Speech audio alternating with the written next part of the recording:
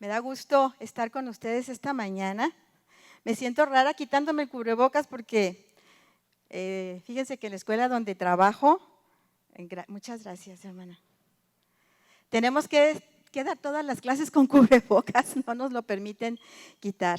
Entonces, bueno, pues qué bendición, que hoy sí me lo puedo quitar, y qué bendición estar con ustedes esta mañana compartiendo la palabra. Compartir la palabra siempre es un privilegio. Amén. Entonces, pues gracias doy al Señor por la oportunidad que me da. Y pues los invito a que oremos esta mañana para recibir la palabra, que esta palabra que el Señor puso en mi corazón, pues caiga en tierra fértil. Amén.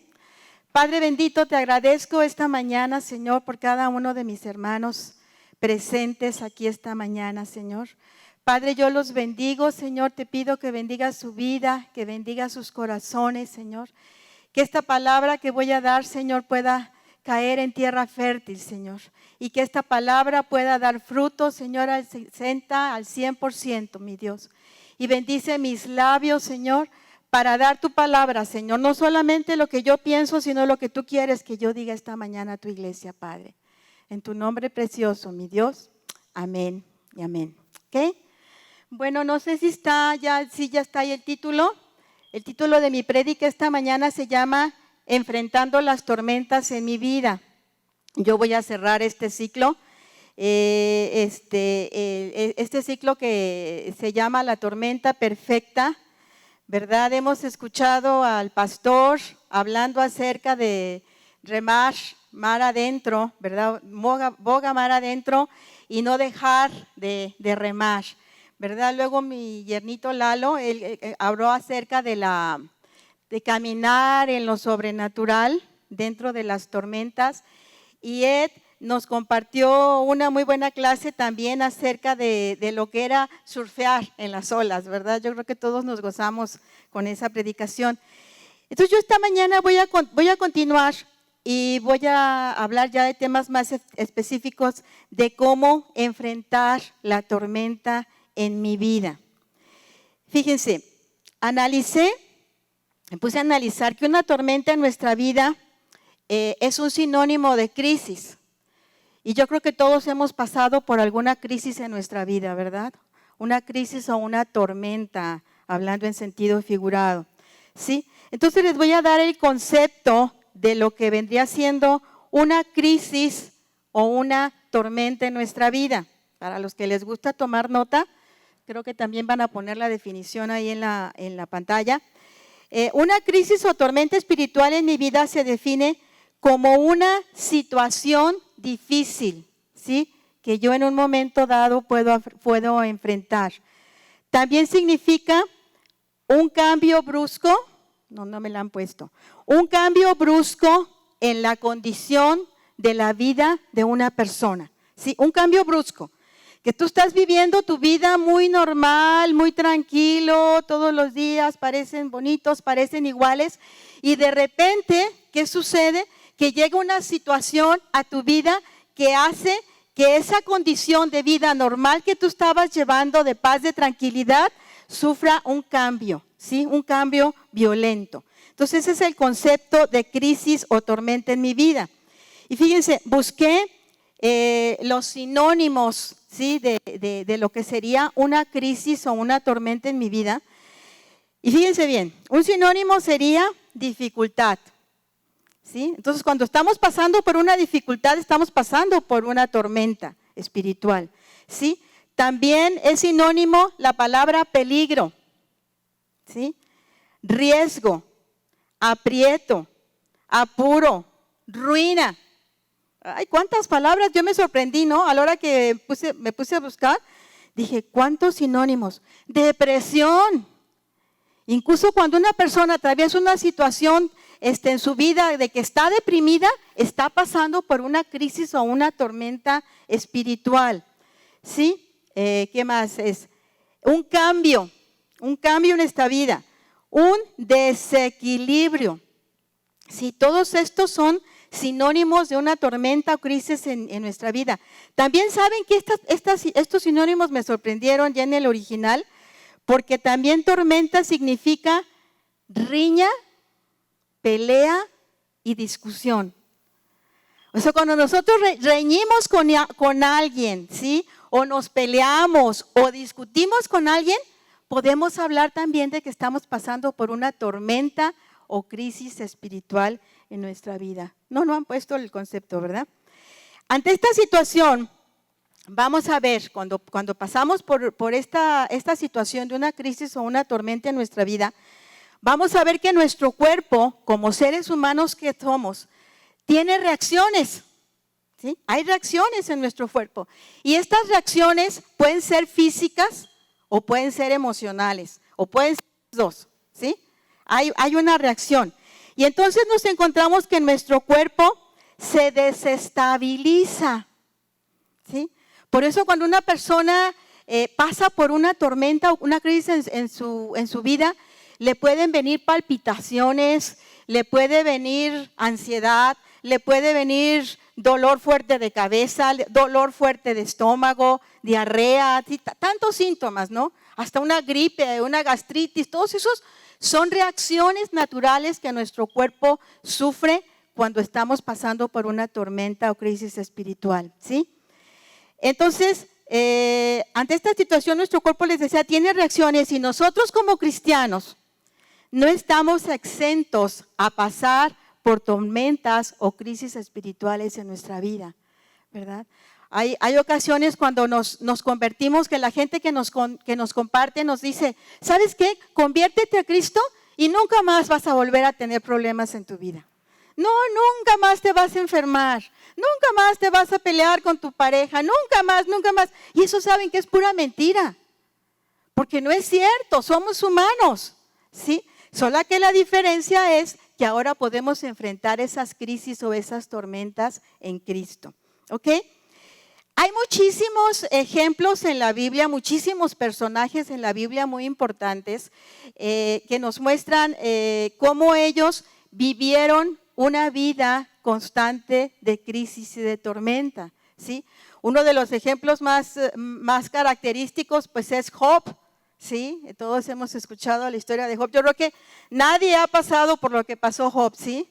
Perdió todo, ¿sí? Perdió sus hijos, perdió sus bienes, perdió su salud porque se enfermó. O sea, fue una cosa tremenda la que pasó con Job. Mas, sin embargo, dice la palabra de Dios que él no perdió su integridad, ¿sí? Su esposa malamente, que era su compañera, ¿verdad? Un día le dijo, ¿sabes qué? Ya estuvo. Maldice a tu Dios y muérete. Prácticamente le estaba diciendo, ¿sabes qué? Suicídate, quítate la vida. No tiene caso continuar, no tiene caso seguir. Pero Job, ¿qué le contestó? Le dijo, desnudo salí del vientre de mi madre y desnudo volveré a él. Sea el nombre de Jehová bendito, porque él dio y él quitó, ¿sí? Ahora, qué padre es cuando leemos esto, ¿no? Y nos emocionamos. Ay, Señor, yo quiero ser como Job, ¿sí? Yo quiero ser como David y como otros personajes que pasaron por tormentas espirituales en su vida. Pero ya cuando lo estamos viviendo en carne propia, ¿verdad? Cuando nos ponemos en los zapatos, como dicen, es otra situación. Y yo esta mañana no quiero tomar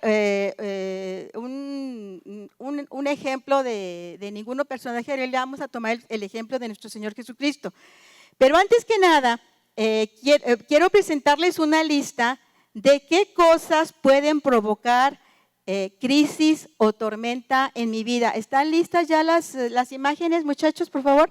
Ya nos pusieron ahí la definición de lo que es crisis o tormenta. Entonces, fíjense bien. ¿Qué puede provocar crisis en mi vida? Número 1, finalizar una relación, ¿sí? Cuando finalizamos una relación, que sea de noviazgo o que sea de matrimonio, porque se da, desgraciadamente, ¿verdad? No es la voluntad de Dios, pero cuando una pareja hace votos en el altar, prometen estar juntos, ¿verdad? En el bien, en la salud, en la prosperidad, en la enfermedad, en tantas cosas, pero a los primeros problemas que vienen, ¿verdad? Lo primero que quieren hacer es ir ante el juez y disolver esa relación. Entonces, cuando hay el final de una relación, entramos en crisis o entramos en tormenta en nuestra vida, ¿sí? Ese es uno de los motivos principales por los que una persona puede entrar en crisis. Número 2, la muerte de un familiar, ¿sí? Somos seres humanos. Cuando morimos, cuando un familiar o una persona que queremos mucho se va de este mundo, nos duele y se vale llorar. O sea, no podemos decir, no, pues es que yo sé que está en el cielo, yo sé que sí, pero se vale llorar porque te duele, porque esa persona ya no va a estar contigo, ¿sí? Entonces, perder a un familiar o perder a una persona querida puede hacer que también nuestra vida entre en crisis o entre en una tormenta espiritual. Amén. Número 3, ¿qué más nos puede provocar crisis? Una experiencia traumática, ¿sí? O sea, una situación que nos cambie de golpe. Puede ser un robo como el que se ve ahí en la imagen, ¿sí? Un asalto, un ataque, ¿sí? Un accidente que de repente te llegan y te chocan en el carro, ¿sí? Una violación.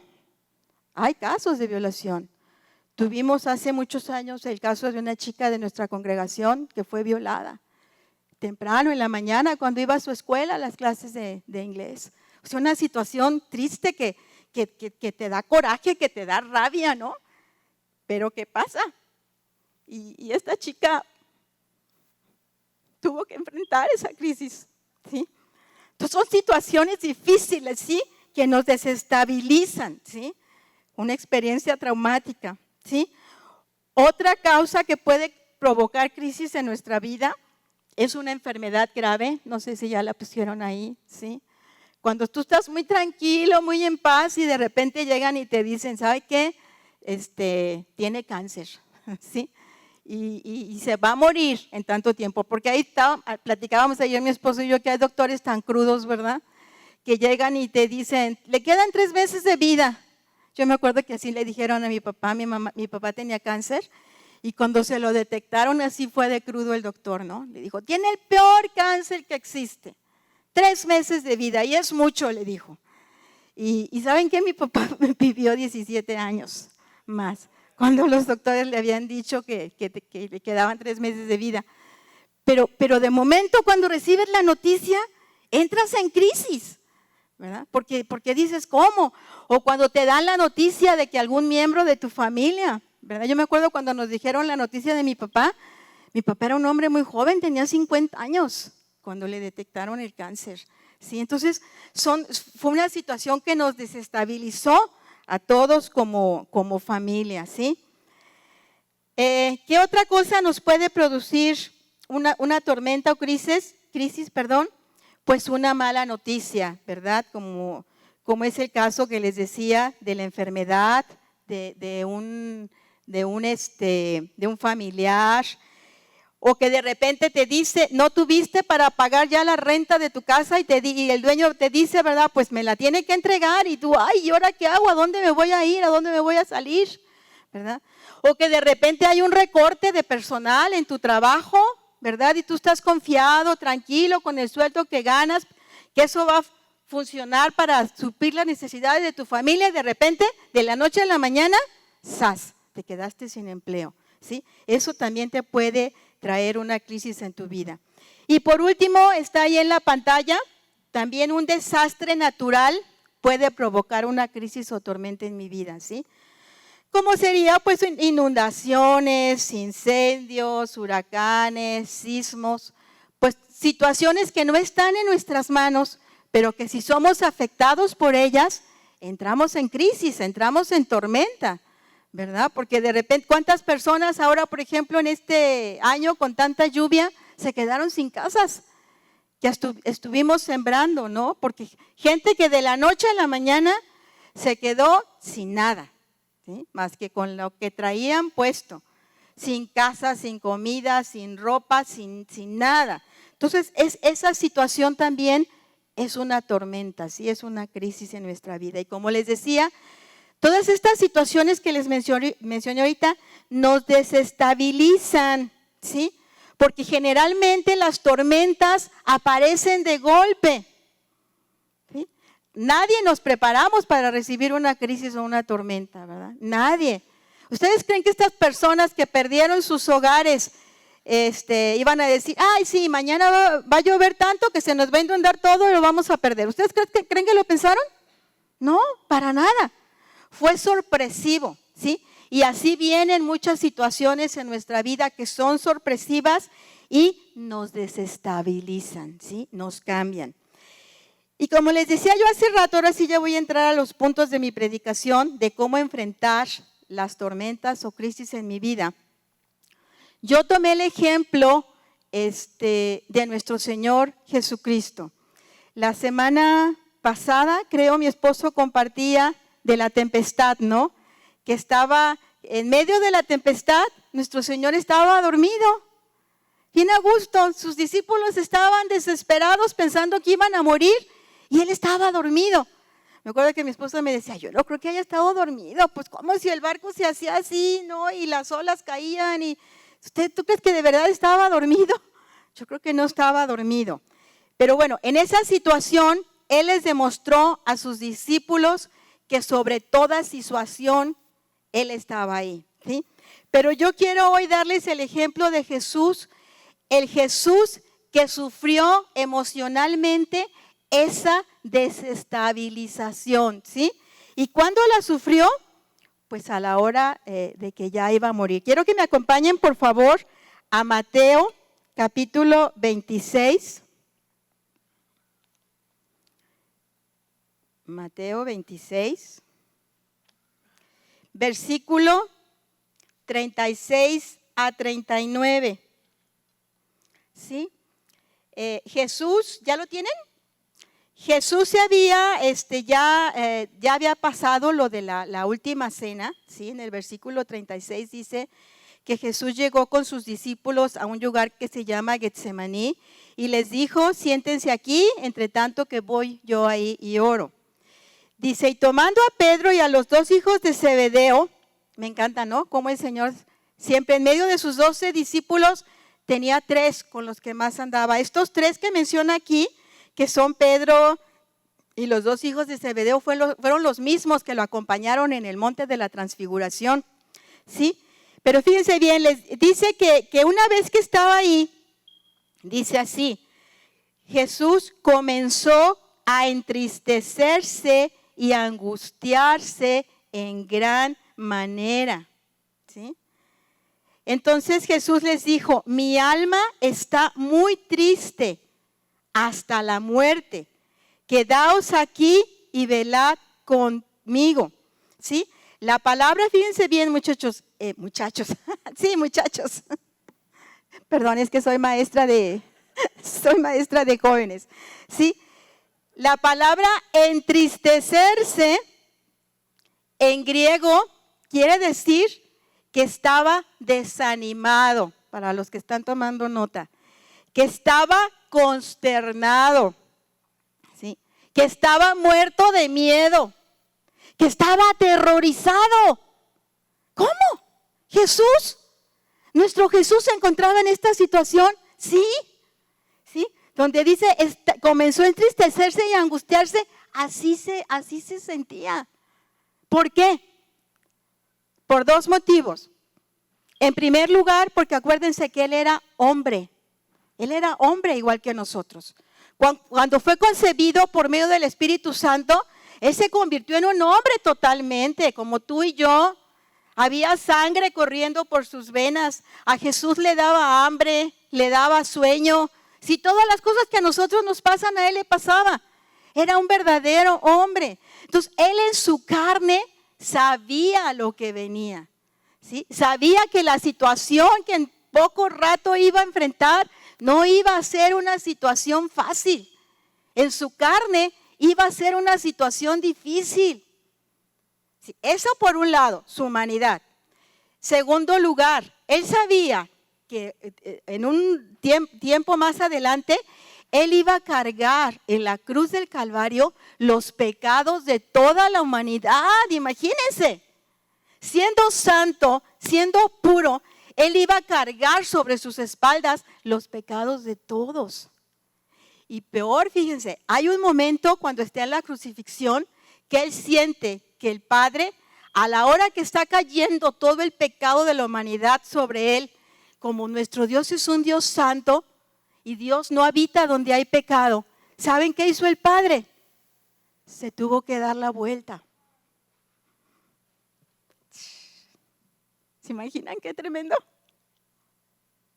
¿Sí? Por eso Él dijo, Dios mío, ¿por qué me has abandonado? ¿Sí? Él sabía que toda esta situación iba a pasar, que Él iba a sufrir como hombre, que Él iba a cargar los pecados de toda la humanidad y que iba a haber un momento en que el Padre le iba a dar la espalda. Lo iba a dejar porque no podía estar ahí teniendo comunión con Él, porque Él estaba representando como el Cordero los pecados de todo el mundo. Fíjense qué tremendo. Entonces estaba pasando una situación tremenda espiritualmente. Por eso dice aquí que estaba angustiado, estaba entristecido, estaba consternado, aterrorizado, lleno de miedo. ¿Sí? Entonces es normal, cuando tú te sientas a veces así, es normal, eres humano. Pero vamos a ver lo que hizo Él. Fíjense que Él se lleva a sus discípulos, ¿verdad? A que estuvieran ahí con Él. Y dice que les dice, en el verso 38, les dice, mi alma está muy triste hasta la muerte. Quédense aquí y velen conmigo. Se sentía tan aterrorizado, se sentía tan consternado que necesitaba que sus amigos, que sus discípulos lo apoyaran en oración. ¿Sí? Así nos hemos sentido a veces, ¿verdad? Hermanito, por favor, ora por mí. Levántame en oración. ¿Y cuántas veces se dicen, sí oro, y se les olvida? Aquí a los discípulos, ¿qué les pasó? Se estaban muriendo de sueño. Yo creo que sí hubieran querido ellos apoyarlo, pero dice que sus ojos estaban cargados de sueño. Entonces era una situación, una tormenta que nuestro Señor tenía que enfrentar solo. ¿Sí? Él y Dios. ¿Sí? Dios el Padre. Y así va a haber momentos en nuestra vida, hermanos, que no vamos a poder enfrentar nuestra situación solos. ¿Sí? Necesitamos la ayuda del Padre. Fíjense, 2 veces en este pasaje de Mateo le dice, Padre, si es posible, pasa de mí esta copa. O sea, si es posible, pasa de mí este trago amargo que voy a pasar. Pero no se haga como yo quiero, sino como tú quieres. En Lucas, hermanos, nada más tomen la cita para no entretenernos tanto. En Lucas 22, 42, en el verso 43, dice que se le apareció un ángel del cielo para fortalecerle, ¿sí? Y dice que estando en agonía está una persona que ya se está muriendo y él prácticamente se estaba muriendo ahí, aunque todavía no lo crucificaron. Dice, oraba más intensamente. Entonces el punto número 1 es que debemos de buscar la presencia del Padre primero que nada, hermanos. Primero que nada, antes de que le cuentes a tu comadrita, a tu vecina, a tu papá, a tu mamá, al psiquiatra, al psicólogo, no sé a quién, busca la presencia del Padre. Fue lo que nuestro Señor hizo, buscó la presencia del Padre y dice que un ángel del Señor vino y lo fortaleció, ¿sí? Y fíjense hasta dónde llegaba su agonía. Dice que su sudor era como grandes gotas de sangre que caían a la tierra. O sea, imagínense, esta condición es una condición que médicamente se llama hematidrosis. No les voy a platicar en qué consiste, pero puede pasar, ¿sí? Que una persona en un momento dado que se encuentra con tanta presión, con tanto sufrimiento, con tanta agonía, puede salir esa presión que se revientan algunos vasos capilares. ¿Me equivoco, doctor Lalo? Por esa presión que está viviendo y se refleja sudando gotas de sangre, ¿ok? Entonces, en medio de la angustia, hermanos, busquemos al Señor. Ese es el punto número 1, ¿sí? Antes de buscar la ayuda de nadie más, busquemos la ayuda y la presencia de nuestro Señor. Amén. Ahí está ya el primer punto. Segundo punto. Debo entender que si Dios permitió esta tormenta en mi vida, es con un propósito. ¿Y cuál es ese propósito? Purificarme. ¿Sí? En Malaquías 3, 2 al 4, rápidamente tomen la cita y ahorita me voy yo a Malaquías. En Malaquías, ay Señor, ya se me perdió.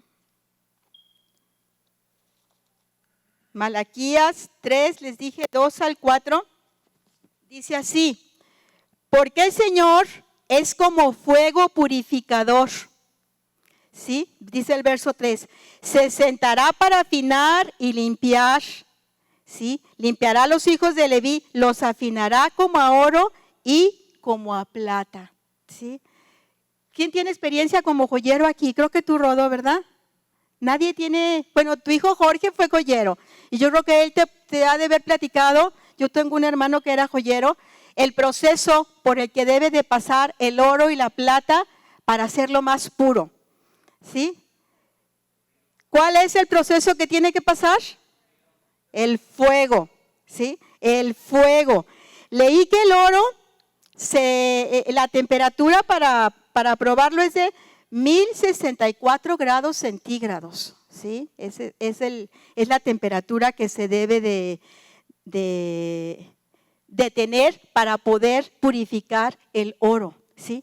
Y el oro, mientras más limpio está, mientras más haya pasado por ese fuego y más haya resistido ese fuego, es más puro. Y mientras más puro es el oro, ¿es más qué? Más valioso, ¿verdad? Entonces dice aquí la palabra en Malaquías que a nosotros personalmente el Señor nos va a pasar por fuego, nos va a purificar. ¿Para qué? Para ver de qué material estamos hechos. Porque es bien bonito, ¿no? Cuando venimos a la iglesia, gloria a Dios, aleluya, y cantamos y danzamos, y qué bendición. Pero a la hora que pasamos por pruebas, ¿sí? A la hora que pasamos por luchas y tormentas, ¿cómo voy a reaccionar? ¿Sí? Dice la palabra de Dios en 1 Corintios 3:10, dice, cada uno tenga cuidado de cómo edifica, si edifica en oro, en plata, en piedras preciosas, en madera, en heno o en paja. ¿Sí? Porque todas estas son pasadas por fuego. Y si nosotros, hermanos, estamos hechos de madera, de paja o de heno, a la hora que seamos pasados por fuego, ¿qué va a pasar? Nos vamos a quedar en nada, ¿verdad? Ni el polvito nos van a ver.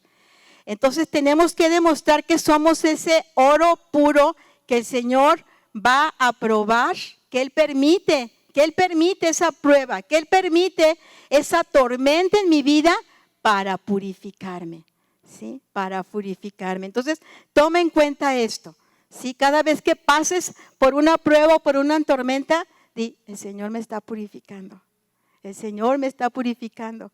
Porque aunque estés, dice la palabra, en medio de la muerte, su vara y tu cayado te infundirán aliento, ¿sí? Entonces, ten la seguridad que vas a estar en ese horno de fuego por el que estás pasando, pero el Señor te va a sacar adelante. Y luego va a decir, gracias hijo, porque pasaste la prueba. Sí, porque pasaste la prueba y estás aquí cada vez más puro. Amén. Entonces es el punto número 2, que el Señor permite la tormenta en mi vida con el propósito de purificarme. Número 3, son 4 puntos nada más, ya casi termino. El número 3 es que tenemos que ser pacientes, hermanos. Sí. Cuando estamos pasando por una prueba, por una tormenta, sentimos, ¿verdad?, que es eterna, pero no hay tormentas eternas. ¿O sí hay? No hay, ¿verdad? Una tormenta, por fuerte que esté, por grandes que estén las olas que se levantan, porque la marea que sentimos que nos vamos a hundir, no es eterna. Así como vino, se va rápido. Como el día que el Señor hizo el milagro, ¿verdad? Que le dijo, calla y enmudece, y al momento hubo bonanza, se calmó. Bueno, pues pacientemente debemos esperar al Señor. Miren, en el Salmo 40, apunten la cita, 40 versos 1 al 3 dice así, pacientemente esperé a Jehová. ¿Sí? Y pacientemente quiere decir que no hay horario, como ahorita vi que ya me están poniendo el horario, ¿verdad?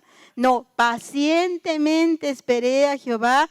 ¿Y qué dice? Y se inclinó a mí y oyó mi clamor. Aleluya. Él escucha nuestro clamor. Dice, y me hizo sacar del pozo de la desesperación, del lodo cenagoso. Puso mis pies sobre peña y enderezó mis pasos. Y el siguiente versículo, hermanos, es el cuarto punto. Dice, puso luego alabanza en mi boca y cántico nuevo. Entonces, el punto número 4, hermanos, es que en medio de la tormenta y en medio de la crisis que estamos viviendo, debemos alabar a Dios. Ay, hubo muchos que dijo amén, ¿eh? ¿Y si lo hacen? ¿Amén? ¿Sí? ¿Sabían ustedes que hay poder en la alabanza? Hay poder en la alabanza, ¿sí? Hay un pasaje en Hechos, para que lo busquen después, en Hechos capítulo 16, verso 22 al 28, que nos narra la historia del apóstol Pablo con Silas, ¿no? Que estaban predicando en Filipo, echan fuera el demonio a una chica que andaba siguiéndoles y de repente su vida cambió. ¿Qué pasó con ellos? Los tomaron prisioneros y los llevaron a la cárcel por andar predicando la palabra, por andar haciendo la voluntad de Dios, por andar haciendo lo bueno. De repente estaban en la cárcel. Y no era una cárcel como las de ahorita, ¿eh? Dice que los metieron a lo más profundo, eran cárceles oscuras, apestosas, húmedas, llenas de ratas, cucarachas, piojos y quién sabe qué tantas cosas. Y los metieron a él y a Silas en un cepo. El cepo era una máquina que usaban en aquella época donde metían los pies, ¿sí? Los brazos y la cabeza de los prisioneros. Y esto sucedió después de que les habían puesto una golpiza, porque dice la palabra que los azotaron. Probablemente estaban todos adoloridos o sangrando. Era una situación difícil, una situación que los desestabilizó, ¿sí? Pero ¿qué pasó con Silas y Pablo? No se llenaron de amargura. No dijeron, Señor, ¿por qué? ¿Por qué a nosotros? ¿Por qué si andábamos haciendo tu voluntad nos pasó esto? No se llenaron de amargura. ¿Qué fue lo que hicieron? Se pusieron a cantar alabanzas. No levantaron sus manos porque no podían. No danzaron porque no podían, ¿verdad? Les impedía, pero tenían su voz. Y empezaron a expresar alabanzas de gratitud al Señor. Y inmediatamente, ¿sí saben qué sigue en la historia? Dice la palabra que de repente vino un terremoto, ¿sí? Un terremoto tan fuerte que soltó todas las cadenas de los presos que había en esa prisión. Y el carcelero, a la hora que vio esto, se asustó porque dijo, se me van a escapar los prisioneros, ¿sí? Y se quiso matar porque dijo, ay de mí, ¿qué voy a decirle a mis autoridades? Y se quiso matar. Y Pablo le dijo, no te mates, porque esto que acabas de ver es un milagro poderoso de Dios. Y Pablo le empieza a predicar de tal manera a este carcelero, que el carcelero le dice, ¿qué puedo hacer para ser salvo? ¿Sí? Fíjense qué tremendo, cómo en esta respuesta del Señor, a través de la alabanza que ellos le dieron al Señor, el Señor obró un milagro, ¿sí? ¿Sí? El milagro de que todos son soltados y el milagro de que este carcelero se convierte. Y luego se convierte su familia. Y no dice la palabra, pero yo creo que también los presos que estaban ese día ahí en la prisión, al ver este tremendo milagro, se convirtieron. Entonces, hay poder en la alabanza, hermanos. Hay poder en la alabanza, ¿sí? Por más oscuro que se ve el camino, por más desestabilizado que se encuentres, por más triste, deprimido, en angustia, en agonía, alaba a Dios. Alaba al Señor. Amén. Ok, entonces son estos 4 puntos. ¿Se acuerdan cuáles son los 4 puntos de cómo debo enfrentar una tormenta en mi vida? Número 1, buscar la presencia del Señor primero que nada, ¿sí? Primero que los amigos, que el psicólogo, que quien quieran, el Señor, porque Él es nuestra fortaleza. Número 2, ¿Qué va a pasar con nosotros cuando pasamos por este fuego? Somos purificados. Amén. Número 3, ser pacientes, ¿sí? La tormenta no es eterna, va a pasar y tú vas a salir victorioso. Y número 4, alabar al Señor. Amén, hermanos. Pongámonos de pie y vamos a alabar al Señor esta mañana. Amén. Grupo, come on para acá. Yo creo que podemos alabar juntos un canto de alabanza, de adoración. Amén. Donde podamos danzar un rato, gozarnos delante de Dios. Nosotros no estamos como estaba Pablo y Silas. Nosotros ahorita podemos utilizar nuestras manos, nuestros pies, nuestra voz, ¿sí? Y podemos expresarle al Señor todo lo hermoso y lo maravilloso que es para con nosotros. Amén. Aleluya. Dejen orar en lo que el grupo se pone de acuerdo. Levanten sus manos y díganle: Padre bendito, te alabo esta mañana, Señor. Te doy toda la gloria, toda la honra, Señor, porque tú eres nuestro Dios, Padre. Señor, porque sabemos que aunque puede venir la tormenta en nuestras vidas, Señor, tú ahí estás, Señor, para sacarnos de esa situación, Señor. Padre, ayúdanos a aprender a buscarte a ti, Señor. A buscarte a ti primero que a nada en nuestra vida, Señor. Padre, a entender que somos purificados cuando pasamos por una tormenta, Señor. A entender, Señor, que tenemos que ser pacientes porque tú nos vas a sacar de esa situación, Señor. Padre, y alabarte, Señor, y glorificar tu nombre, Padre, en medio de cualquier situación, por oscura que parezca, mi Dios. Yo bendigo a mis hermanos esta mañana, Señor, en tu nombre precioso, Padre. Amén y amén.